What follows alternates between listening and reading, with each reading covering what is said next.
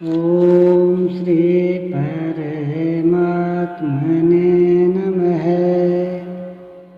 अध्याय 8 श्लोक 7 से 9। तस्मात् सर्वेषु कालेषु मामनुस्मर युध्ये च मयि अर्पितमनो बुद्धिर्मामे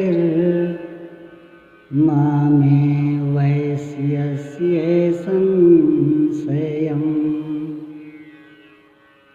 इसलिए अर्जुन, तू हर समय मेरा स्मरण कर और युद्ध कर।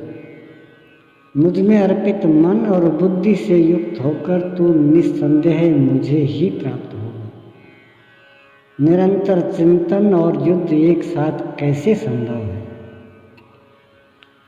हो सकता है कि निरंतर चिंतन और युद्ध का यही स्वरूप हो कि जय कन्हैया लाल की, जय भगवान की कहते रहें और बाण चलाते रहें। किंतु स्मरण का स्वरूप अगले श्लोक में स्पष्ट करते हुए योगेश्वर कहते हैं।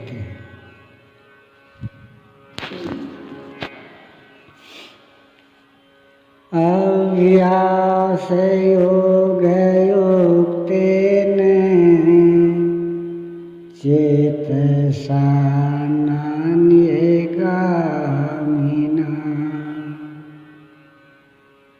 परमं पुरुषं दिव्यं याति पार्थानो चिन्तयन्। हे पार्थ, उस स्मरण के लिए योग के अभ्यास से युक्त हुआ, अर्थात मेरा चिंतन और योग का अभ्यास पर्याय है।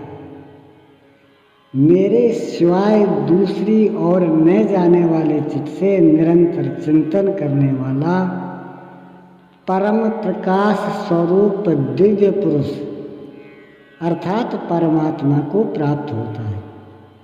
मान लीजिए कि यह पेंसिल भगवान है, तो इसके सिवाय अन्य किसी वस्तु का स्मरण नहीं आना चाहिए। इसके अगल बगल आपको पुस्तक दिखाई पड़ती है या अन्य कुछ भी, तो आपका स्मरण खंडित हो गया।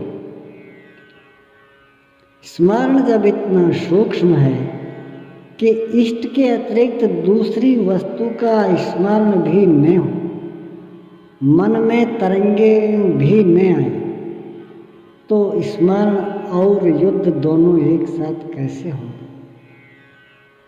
वस्तुतः जब आप चित्त को सब ओर से समेटकर अपने एक आराध्य के स्मरण में प्रवृत्त होंगे, तो उस समय मायिक प्रवृत्तियां काम, क्रोध, राग, द्वेष बाधा के रूप में सामने प्रकट ही है।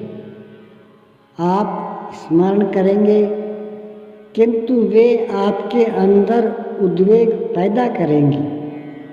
आपका मन स्मरण से चलायमान करना चाहेंगी। उन बाह्य प्रवृत्तियों का पार पाना ही युद्ध है। निरंतर चिंतन के साथ ही युद्ध संभव। गीता का एक भी श्लोक बाह्य मारकाट का समर्थन नहीं करता।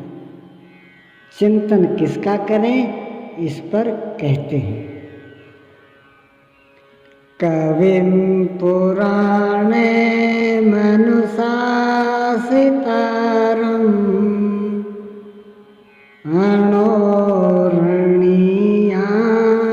समनुस्मरेद्यः सर्वस्य दातारमचिन्त्यरूपम्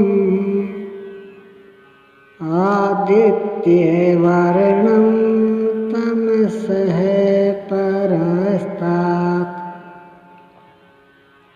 उस युद्ध के साथ वह पुरुष सर्वज्ञ, अनादि सबके नियंता, सूक्ष्म से भी अति सूक्ष्म, सबके धारण पोषण करने वाले, किंतु अचिंत्य अर्थात जब तक चित्त और चित्त की लहर है तब तक वह दिखाई नहीं देता। चित्त के निरोध और विलय काल में ही जो विदित होता है, नित्य प्रकाश स्वरूप और अविद्या से परे उस परमात्मा का स्मरण करता है। पीछे बताया मेरा चिंतन करता है, यहाँ कहते हैं परमात्मा का। अतः उस परमात्मा के चिंतन अर्थात ध्यान का माध्यम तत्व स्थित महापुरुष है।